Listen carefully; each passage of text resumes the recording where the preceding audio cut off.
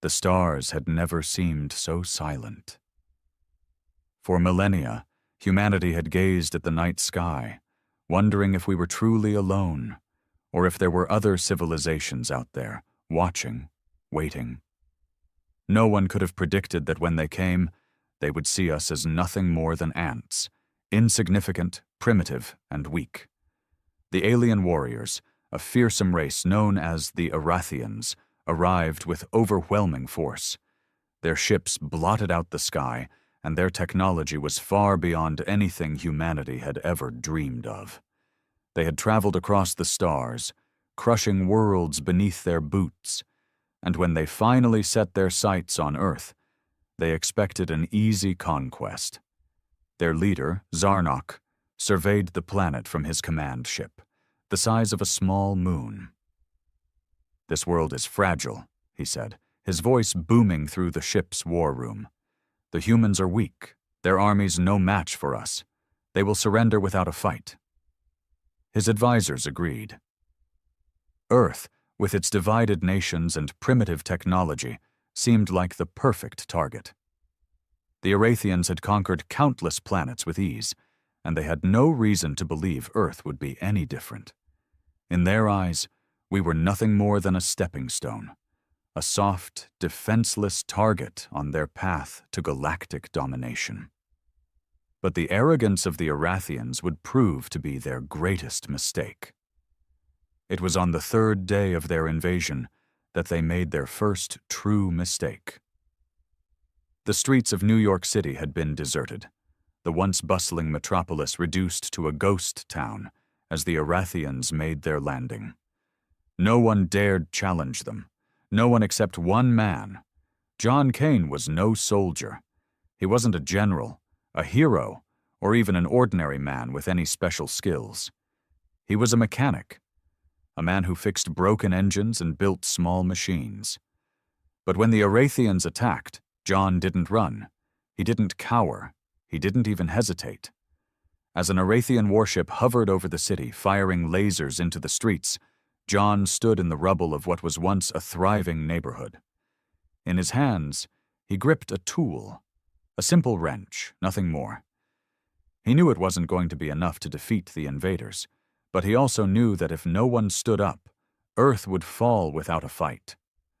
With a roar of defiance, John ran toward the alien forces.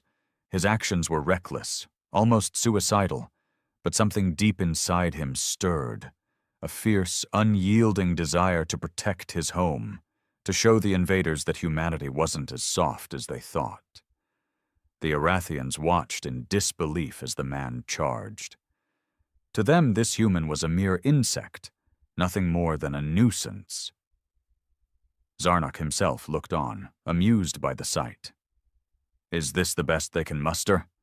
he sneered. "A single human, armed with nothing but a wrench?"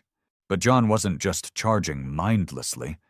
As he sprinted toward the first of the alien soldiers, he spotted a weakness, one of their energy shields flickering. It was a flaw, an oversight in their otherwise perfect technology. The human mind, so far behind the Arathian intellect, was capable of seeing things that they couldn't. Simple, small things that made all the difference. Without thinking, John hurled his wrench at the shield. It struck the point where the shield was weakest, causing a ripple of energy that knocked the alien soldier off balance. The shockwave of the impact sent a tremor through the surrounding forces, throwing them into confusion. For a moment, time seemed to freeze. The alien warriors, accustomed to crushing any opposition, stood in stunned silence. John Kane, panting and exhausted, stood in the middle of the chaos, his chest heaving, his eyes wide with disbelief. He had done it. He had struck a blow. Zarnok, finally realizing the threat that this human posed, narrowed his eyes. "This is no mere inconvenience," he muttered. "This human, he has defied us." His voice dripped with anger and contempt. "We will not let this insult stand." But John wasn't done yet. He had ignited something within him, a fire that burned hotter with each passing second. He wasn't just fighting for survival anymore. He was fighting for his people, for the world that had been overlooked and underestimated. He wasn't going to let the Arathians turn Earth into another conquest. The battle was far from over. The Arathians had underestimated humanity, and John Kane was about to show them exactly what it meant to be human. As John stood amidst the chaos, the Arathian soldiers regrouped, their superior weapons quickly turning the tide. Their advanced technology allowed them to repair and counter every small glitch in their systems with terrifying efficiency. The ground rumbled beneath John's feet as the Arathians began to press forward, encircling him, their energy weapons crackling with deadly intent. For a moment, John thought it was over. The odds were stacked against him. He was just one man, and no matter how hard he fought, he couldn't take down an entire army. Yet something within him refused to surrender. His mind raced, looking for any advantage, any way to exploit their weaknesses. He was a mechanic, not a soldier, but this was his home, and he wasn't going to let it fall without a fight. As the first alien warrior lunged at him, John ducked instinctively, narrowly avoiding the swing of a glowing energy blade. The alien's momentum carried it forward, crashing into a nearby structure.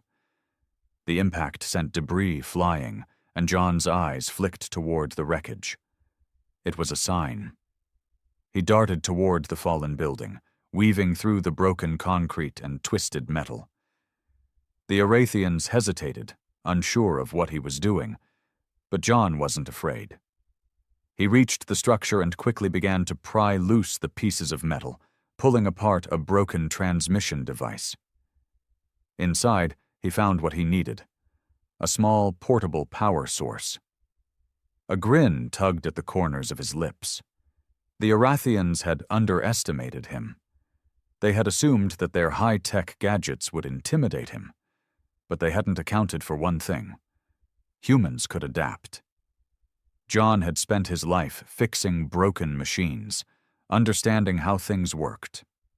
And now, he was going to use that knowledge to turn the tide of the battle.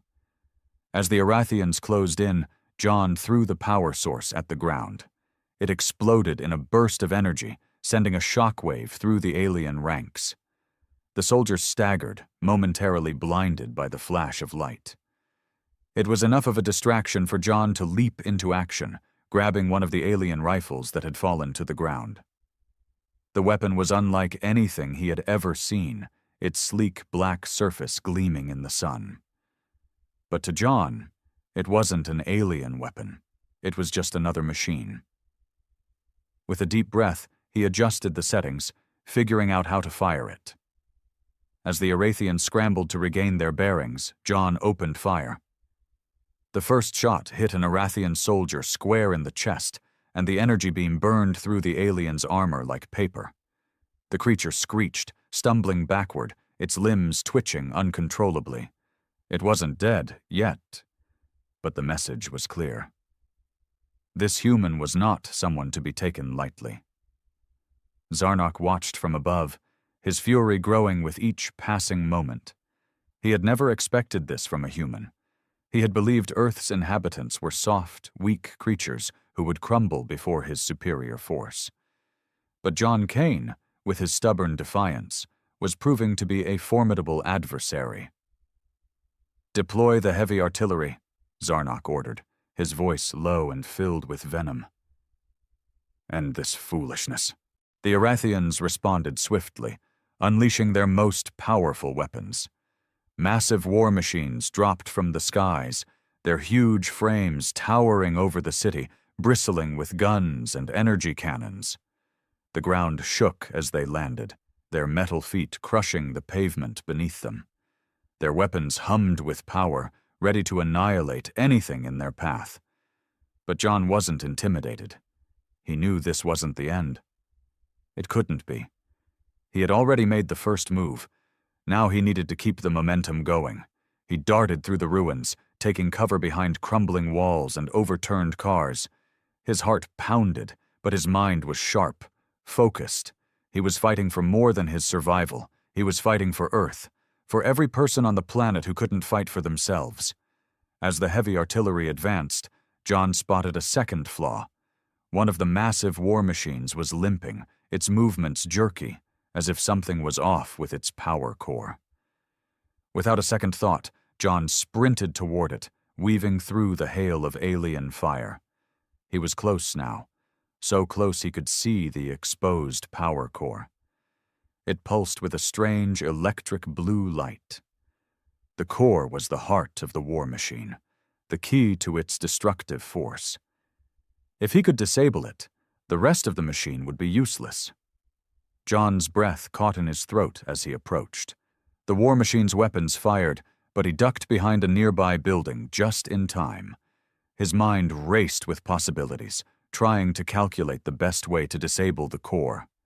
It was risky, but it was the only chance he had. With no time to lose, John leaped into action, diving beneath the war machine's massive legs. He crawled toward the exposed core, his fingers trembling as he reached for the device that controlled the machine's power. The Arathians were closing in fast, and if he failed, he would never get another chance. His hands shook as he attached a small explosive device to the core, setting the timer. He barely had time to get clear before the blast went off, sending a shockwave that rocked the entire street. The war machine shuddered, its limbs seizing up before it collapsed to the ground in a heap of twisted metal. John didn't have time to celebrate. The Arathians would be furious, and he needed to keep the pressure on. As the smoke from the destroyed war machine cleared, he turned to face the next wave of invaders, determined to show them that Earth was anything but soft. The Arathians were reeling, their plans thrown into chaos by the unexpected destruction of their war machine. Zarnok's eyes blazed with fury as he watched the carnage unfold from his command ship. The human, John Kane, had proven to be far more resourceful than he could have ever imagined, but it wouldn't last.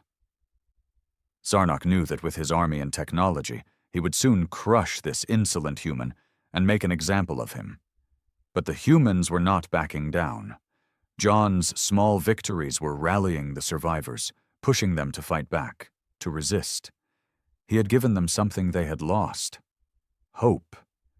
It was a dangerous thing for an invading force, especially when the people you are trying to subjugate begin to believe they can win. John didn't have time to savor his victory. The battle raged on around him, the noise of alien weaponry and explosions deafening. He ducked behind a burned-out vehicle, his heart racing as he reloaded the alien rifle. He was a long way from being ready to face their entire army, but he had become something that the Arathians hadn't planned for: a symbol. His defiance had sparked something deep inside the people of Earth. Ordinary men and women, soldiers and civilians alike, were beginning to rise, fighting back, inspired by his bravery. A small group of survivors emerged from the shadows, led by a woman named Maya Carter, a former military officer who had been separated from her unit during the initial invasion. She had been watching John's actions from afar, and she knew he was their best chance at survival. "We need to move now," Maya said, her voice steady despite the chaos around them. She was a seasoned fighter, used to battle, but even she couldn't ignore the scale of the destruction that was unfolding. "We can't just keep running and hiding. If we're going to win, we need to hit them hard, while they're still reeling." John nodded, his resolve strengthening. He wasn't a soldier, he was a mechanic, but in this moment his skills, his resourcefulness, were more important than any weapon. "We hit them where it hurts," he said, his voice low but determined. "We find their power sources, their communication lines. We sabotage everything we can." Maya smiled, impressed by his quick thinking. "Exactly. We have to take away their advantage, make them play on our terms." John's eyes narrowed as he looked out across the battlefield. The Arathians were regrouping, sending in reinforcements, but the small victory he had achieved, along with Maya's leadership, had given him a new sense of purpose. He had never considered himself a hero, but in that moment, with the future of Earth hanging in the balance, he realized that the line between hero and ordinary man wasn't as thick as he had once thought. "You ready to take the fight to them?" Maya asked, pulling him back to the present. John didn't hesitate. "Let's go." The group moved quickly, navigating the rubble and chaos, staying low to avoid detection. The Arathians were relentless, but John and Maya's crew had the advantage of knowing their home turf. They knew how to move through the city's maze of streets, tunnels, and hidden pathways. For all their superior technology, the Arathians had underestimated one thing: humanity's will to survive. As they approached a power station that had been repurposed by the invaders, John's mind raced with ideas. They needed to disable the Arathians' ability to launch full-scale attacks. The power station, with its high-energy capabilities, was the heart of their offensive operations in the city. If they could knock it out, it would severely disrupt their plans. "John, you and me will go in. The rest of you, cover the perimeter," Maya ordered. John nodded, adjusting the rifle slung over his shoulder. The power station loomed ahead, a massive structure pulsating with alien energy. It seemed impregnable, a fortress, but to John, it was just another machine, and all machines had weaknesses. He had spent his entire life fixing machines, taking them apart, understanding how they worked. The same ingenuity he had used to fix engines and gadgets would now serve to dismantle the Arathian war machine. They approached the station carefully, using the ruins as cover.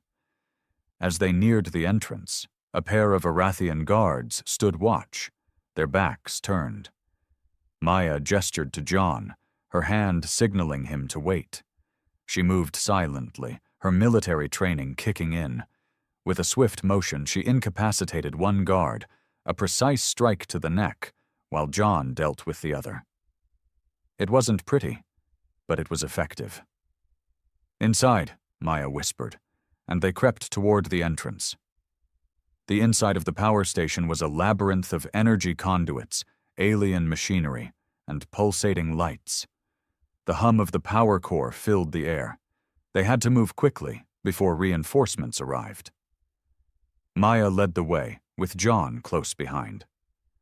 They reached the main control room, a large chamber filled with alien consoles, monitors, and a towering energy core at the center. John studied the control panel, his mind working fast. The Arathians had overestimated their ability to secure Earth. They had been so confident in their technology, they had forgotten the one thing that made humanity dangerous: our ability to adapt, to learn, and to survive against impossible odds. "I've got this," John said, turning to Maya. "Cover me." Maya nodded, taking up a defensive position. John set to work, quickly scanning the controls and trying to decipher the alien systems.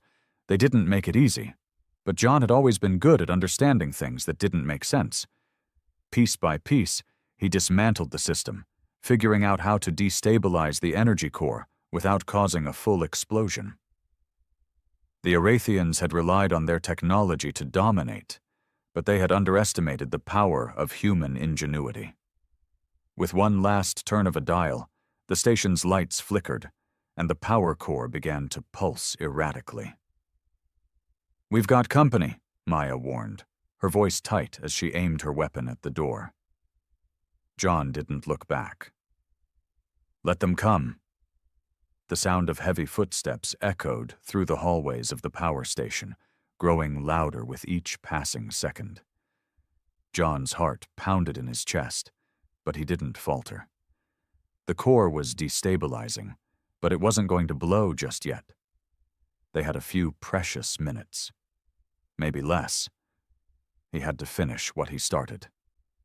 "Maya, we need to move fast," John said, his voice low but filled with urgency. His fingers danced across the alien controls, overriding security systems and activating a countdown sequence. The room hummed with power, and the light from the core flickered ominously. It was almost as if the machine was alive, aware that its end was near. The door to the control room crashed open, and a squad of Arathian soldiers stormed in, their weapons raised. Maya was already firing, each shot hitting its mark with deadly precision. But even as the first few soldiers fell, more poured in from the hallway, their numbers overwhelming. John grabbed a nearby metal pipe, using it to pry open the access panel on the control console. Sweat dripped down his face as he worked frantically. The Arathians were relentless, and they knew the importance of this station. If they lost control of the power core, the entire operation would fall apart. "John!" Maya shouted as another wave of aliens charged toward them. Her gun clicked empty, and she dove for cover behind a nearby column, narrowly avoiding a pulse shot. "Hurry up!" "I'm almost there," he called back, his hands shaking as he wired a series of makeshift explosives to the core's main reactor. It wasn't elegant, but it would get the job done. The station's energy would be completely neutralized, and the Arathians would be forced to retreat, at least for a while. The Arathians advanced, their weapons lighting up the darkened room in a series of blinding flashes. One of the alien soldiers aimed his plasma rifle at Maya, but before he could fire, John leapt forward, slamming into him with all the force he could muster. The alien stumbled back, surprised by the human's sudden assault. John was no soldier, but he had the fury of someone fighting for everything he loved. Maya took the opportunity to finish him off, a single shot taking the soldier down. But there were more coming, and John could feel the weight of the situation pressing down on him. He needed to finish the task before they were overwhelmed. He took a deep breath and slammed the final control panel into place. A loud hum echoed through the room, followed by a deep, rumbling sound as the power core began to overload. John had done it. They had destabilized the core, and the countdown had started. "Get to the exit now!" John shouted, turning to Maya. She didn't hesitate. She sprinted toward the hallway, and John followed right behind, hearing the Arathians' war cries as they closed in. The station was coming down. The energy core was on the brink of collapse, and every second counted. They had made their stand here, but they weren't going to win by staying. John knew the blast would be massive. They had to get out, and they had to do it fast. They ran through the hallways, the sound of alien footsteps growing fainter as they outran their pursuers. But the station was shifting, groaning as the energy system destabilized. The walls cracked, and the ceiling began to crumble. John's mind raced as he tried to think of a way out, some escape route that wouldn't end in them being caught in the explosion. "There's a tunnel system under the station," Maya said between breaths. "We can use it to escape. This way." Without another word, she veered left, and John followed. The tunnel system was old, hidden beneath the power station for maintenance access. It wasn't pretty, but it was a way out. The ground shook beneath their feet as the station's core began its final countdown. The walls trembled, and debris rained down from the ceiling, forcing them to move faster. They reached a heavy door at the end of the corridor, and Maya punched in a code she remembered from her military days. The door slid open with a metallic groan, revealing a narrow, dimly lit tunnel that descended into the earth. John was about to step through when he heard a voice over his comlink. "John, this is Maya. Come in." John's pulse quickened. It wasn't her voice. There was something wrong with the transmission. "Who is this?" John growled into the comm, his grip tightening around the radio. "We've been expecting you," the voice on the other end said, low and mocking. It wasn't Maya. John froze, his instincts screaming that something wasn't right. "Maya," he called, but there was no response. His heart sank. Something had happened. She hadn't made it out in time. The voice on the comm clicked again, but this time it was accompanied by a sinister laugh. "You really thought you could defeat us, human? How amusing. The station is already under control again. You may have sabotaged the power core, but you've only delayed the inevitable." John's blood ran cold as the voice continued. "And your little victory? It won't matter. You're alone now. The invasion continues. And as for your precious Maya, well, let's just say she's no longer in your way." John's hands shook with fury. They had taken Maya. They had taken the one person who had stood beside him from the start. The one person who had believed in him when no one else did. The Arathians were smart. They had known to separate him from his allies. But they had underestimated him again. He wasn't done. John's breath came in heavy gasps as the world around him seemed to slow, the weight of the situation settling into his bones. Maya was gone. Or at least that's what the Arathian voice on the comm had claimed. He didn't believe it. Not for a second. They couldn't have taken her without leaving some trace. Maya was a survivor. A fighter. She wasn't someone who would be taken so easily. The voice on the comm continued, its mocking tone still echoing in his ears. "We will find you, human. You cannot hide forever. The Arathian Empire is vast, and your resistance, it's nothing but a fleeting moment in time." John's fingers trembled as he clenched the comm device tighter, his mind racing. There had to be a way to turn this around. He had already taken down one of their power stations. The core was destabilized, and they had lost ground, at least temporarily. But now the stakes were higher. The Arathians had taken Maya, and they were gloating about it. For the first time since this war had started, John felt the crushing weight of desperation. He had been fighting for survival, for his people, for his world. But now it was personal. He had been alone before, but never like this. He had made a promise to Maya that they would win this fight together. And now he had to honor that promise. No more running. John disconnected the comm, the static fading as his resolve hardened. He was done being reactive. The Arathians had underestimated humanity, but they had also underestimated the fury of a man with nothing left to lose. He wouldn't just wait for them to find him. He would go to them. He would take the fight straight to their heart. The tunnel was narrow, dark, and cold. It was an escape route, but it wasn't a safe haven. John's boots echoed off the stone walls as he made his way deeper, moving as quickly and quietly as he could. The air was thick with the scent of damp earth, and the further he went, the more isolated he felt from everything he knew. But the tunnel led somewhere. Somewhere he could regroup, find a way to strike back. Minutes felt like hours as John navigated through the underground maze, his mind replaying everything that had happened. Maya's face, her unwavering confidence, her trust in him. He couldn't let her down. Not now. He needed to find her. The tunnel opened up into a large cavern, the walls lined with glowing crystals that emitted a faint, otherworldly light.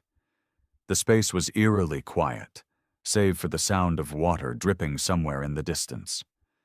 John paused, taking in his surroundings. The cavern stretched out before him, vast and intimidating. But there was a flicker of movement in the distance, a faint glimmer of something, or someone, standing still. He moved cautiously, his rifle ready, but then he saw her. Maya. She was standing in the center of the cavern, her back to him. At first, John thought he was hallucinating, his mind playing tricks on him after everything that had happened. But no, it was her. Maya? His voice was tentative, almost unsure. Maya didn't move. She didn't even flinch. It was as if she hadn't heard him. "Maya!" John shouted, louder this time, his hands reaching out to her. But there was no response. He walked toward her, slower now, his pulse quickening. This wasn't right. His instincts screamed at him, warning him that something was terribly wrong.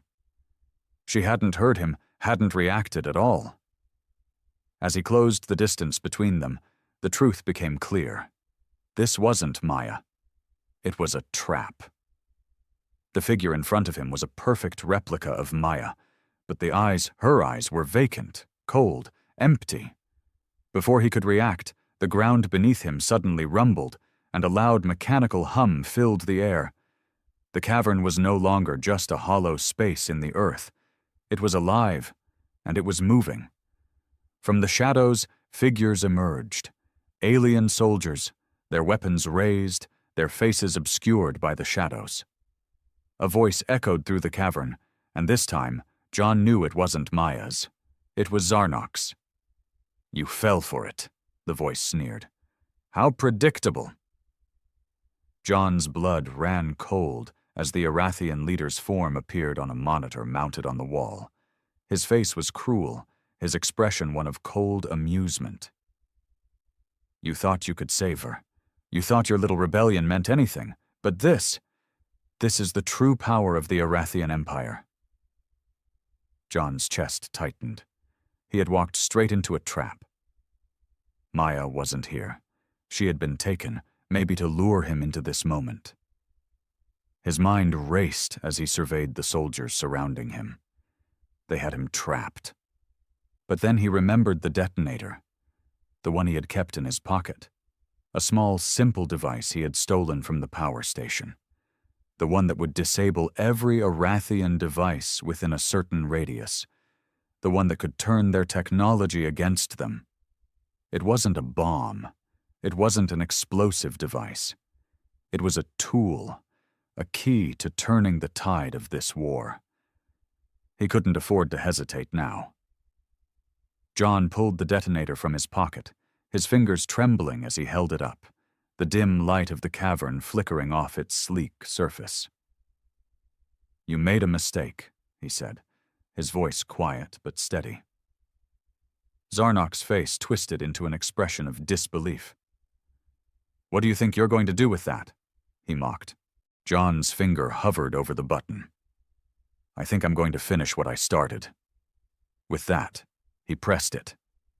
The moment John pressed the detonator, the cavern erupted in chaos. For a split second, everything seemed to freeze.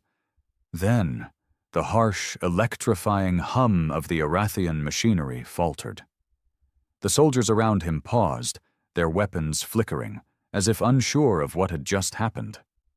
John's heart raced as he watched the flickering of the Arathian tech. It wasn't a simple EMP. It was more precise, more specific. The device he'd activated targeted only the Arathian energy systems, disabling their weapons and communication networks without causing catastrophic damage. The soldiers' plasma rifles powered down, their control panels blinking in confusion. Zarnok's expression shifted from arrogance to genuine surprise. "No!" he shouted. His voice reverberated through the cavern. "This cannot be! You dare!" But his words were cut short by the sound of Arathian soldiers muttering, realizing their systems were failing them. Their armor began to lock up, and their suits grew heavier as if they were suffocating under their own technology. John didn't waste any time. He was on the move, racing toward the nearest soldier. With a quick swipe, he disarmed the alien and took control of the soldier's blaster, aiming it at the others. The once mighty Arathians, now disoriented and vulnerable, began to panic. They couldn't adapt to this new human weapon. John didn't feel triumph. Not yet. He knew this was just the beginning, a small victory, a crack in the wall. He needed to use this moment to gather more momentum, to find Maya and finish what he had started. He sprinted deeper into the cavern, trusting the chaos he had caused to keep the soldiers off his back for a little while. The place had become a labyrinth of rock and alien technology, with strange, glowing veins running through the walls. He had no idea where he was headed, but he didn't care. The only thing that mattered was finding Maya, and getting her out of whatever trap the Arathians had set. His feet pounded against the cold stone floor, his breath sharp in the air as he ran. Then, as he turned a corner, he heard something. A voice. A faint, familiar voice. Maya's. "John," her voice echoed weakly through the hallway. Maya! His heart surged. He could barely believe it. She was alive. The voice came again, this time clearer but laced with pain. John, they're coming for you. You have to hurry. John's pulse quickened. He followed the voice, navigating the twisting path until he found a narrow passage leading to a small, dimly lit room. Inside, Maya was standing, but she was no longer the confident, battle-hardened woman he had known. She was shackled to a wall, her eyes closed, her body slumped. John, she whispered again as he rushed in, her voice hoarse. Maya, what happened? John's voice trembled as he knelt beside her, touching her face gently. Her skin was pale, and her body was bruised. It was clear she had been tortured. His stomach twisted with anger. The Arathians had tried to break her, to extract information, to get her to give up. But they had underestimated her, too. I thought I was going to die here, she said weakly, lifting her head to meet his eyes. I didn't think you'd come for me. Of course, I came for you, John replied, his voice thick with emotion.